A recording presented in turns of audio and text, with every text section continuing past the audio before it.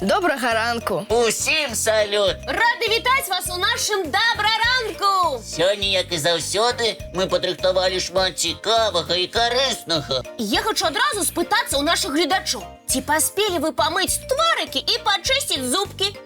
Вядома, амаль што ўсе дзяўчынкі і хлопчыкі паспелі зрабіць такую важную справу. А хто яшчэ не паспеў, абавязкова зробіць гэта адразу пасля нашай праграмы. Тады цудоўна! А я хочу пазнаёміць усіх з тымі, хто вельмі старанна сочыць за здароўем сваіх зубоў. Вось з каго можна браць прыклад. Кася, каго ты маеш на ўвазе? Да гэтых лясных жыхароў мы з Лесікам хадзілі ў госці на наваселле. Кася мае на ўвазе баброў. Вось хто заўсёды сочыць за здароўем зубоў і ні хвіліны не сядзіць без справы. Сябры, дык пазнаёмце і мяне, і ўсіх нашых гледачоў з імі. Калі ласка, зробім гэта з вялікім задавальненнем. Сядайце зручней.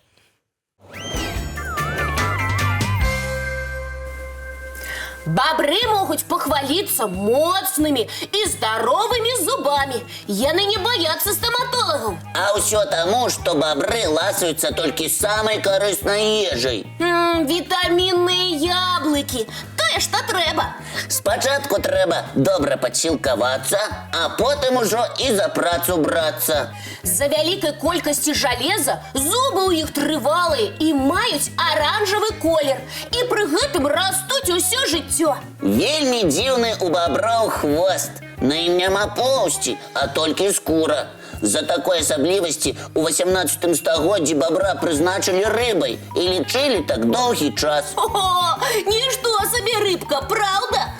Унікальны хвост дапамагае бабру не толькі добра плаваць, але і зручна сядзець на сушы. Хвост быццам складное крэсла, якое гаспадар заўсёды носіць з сабой. Бабры аднолькавы час праводзяць і ў вадзе, і на сушы. Для плавання ў гэтых жывёл шмат прыстасаванняў, і перапонкі паміж пальцаў, і магчымасць замкнуць ноздры і вушныя адтуліны пад вадой. А вочы падчас нырання прыкрываюцца празрыстай плёнкай, быццам акулярамі. Бабёр цудоўны спартсмен. Ён нырае на глыбіню больш за 4 метры. І пры гэтым умее затрымліваць дыханне да 5 хвілін. Гэта траваедныя жывёлы. Кара, парасткі асіны, таполі, бярозы, вярбы – сапраўдны прысмак для бабра. Але не адмовяцца яны і ад травы, і ад жалудоў, і ад яблычка на дэсерт. Паваленае дрэва сям'я баброў старанна разрабляе. Перагрызаюць яго на некалькі частак, аддзяляюць галінкі, а потым усё гэта сплаўляюць да сваёй хаткі ці плаціны. Хаткі баброў – асобныя творы архітэктуры. Можна параўнаць іх з утульным катэджам, дзе ёсць і спальні, і кладоўкі. Уваход у сваю хатку бабры старанна абараняюць ад драпежнікаў. Дзеля гэтага ніжэй свайго пасялення яны ствараюць плаціну, якая рэгулюе ўзровень вады і не дае апускацца ніжэй уваходу ў хатку. Будуюць такія плаціны бабры вельмі хутка і заўсёды вельмі трывала і якасна. Працуе ўся сям'я, грызуць і нясуць часткі дрэва. Так што працавітасці і сяброўству баброў можна толькі пазайздросціць. Дзякуй за цікавае знаёмства. О, пра сяброў баброў можна расказваць бясконца. Можна было б запрасіць іх разам з намі паглядзець мультфільм, але бабры адмовяцца.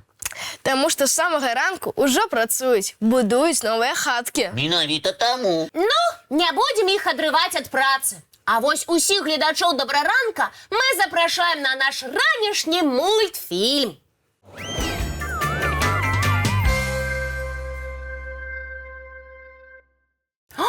Мы з сяброўкай размаўлялі пра птушак і зацікавіліся, ці няма памылкі, калі пінгвінаў называюць птушкамі.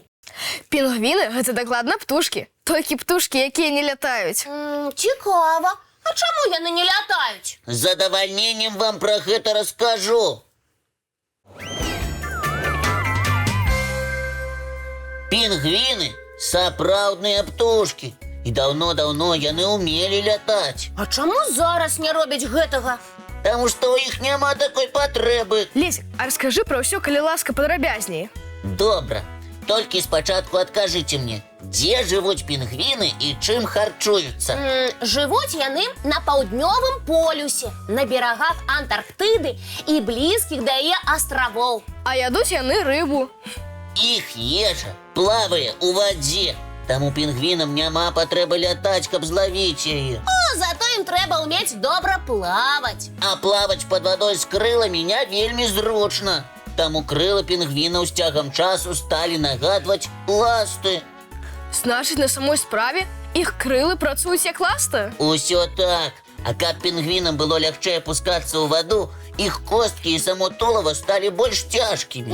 Я ведаю, што ў пінгвінаў даволі тоўсты слой тлушчу, каб яны не змерзлі. Да і пёркі ў іх вельмі шчыльныя і ўсе насычаныя тлушчам, каб вада не мачыла тулава птушак.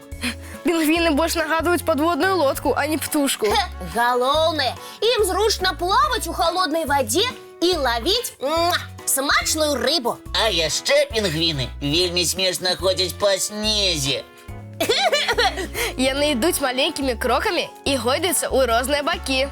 Менавіта так. Раюць хадзіць, калі на вуліцы слізка. Самі паспрабуйце. Такая хада дапамагае утрымацца на нагах. Бяром прыклад з пінгвінаў, сябры. А калі пінгвіны спяшаюцца, яны могуць легчы на жывот, адштурхнуцца і хутка слізгаць па снезе. Яны нясуцца быццам санкі з гары. І ляцець нікуды не трэба. Усё роўна трапіш у патрэбную кропку маршруту.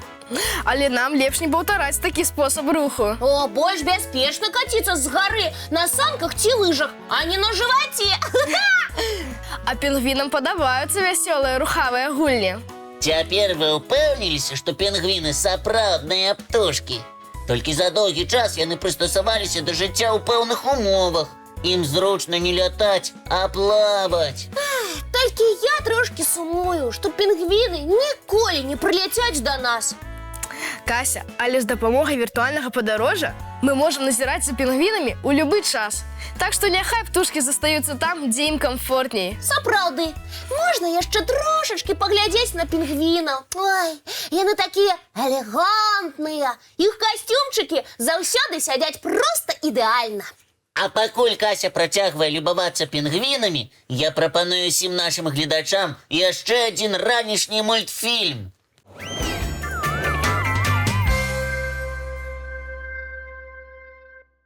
Частуйцеся, калі ласка. А баранкі зранку у нашым добраранку верш атрымаўся. Добра, што Кася частуе нас абаранкамі, а не дзіркамі ад іх. Есік, хіба можна частавацца дзіркамі? Раней лічылі, што можна. І нават прадавалі тыя самыя дзіркі ад абаранкаў. Жартуеш? Ніколечкі. Я зараз падзялюся з вамі гісторыяй абаранка. Сваю адметную форму абаранак атрымаў з-за таго, што аднойчы сціплы пекар, які жыў у Вені, вырашыў зрабіць падарунак каралю Яну Сабескаму у гонар перамогі над туркамі. Пекар ведаў, што кароль вельмі любіць верхавую язду, таму спёк у якасці падарунка булачку ў выглядзе стрэмені. А калі гэта было? У канцы 17 стагоддзя. З таго часу абаранак пачаў сваё падарожжа па свеце. У многіх краінах пачалі рабіць такія. Гэта атрымалася з-за таго, што булачка з дзіркай была вельмі смачнай. Усё так. Тым больш яе было вельмі выгадна пячы. Прадавалі абаранак па цане вялікай булкі памерам з талерку, а мукі на яе ішло не так многа.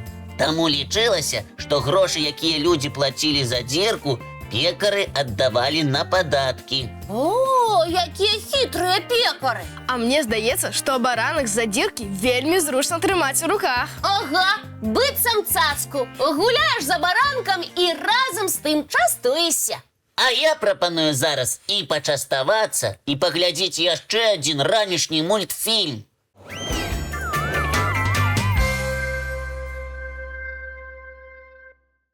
А зараз зараз надышоў час развітвацца. Жадаем усім цудоўнага дня. Верных сяброў і новых адкрыццяў. І давайте дамовімся пра нашу наступную сустрэчу. Яна адбудзецца, як заўсёды зранку. У нашым добраранку! Не праспіце!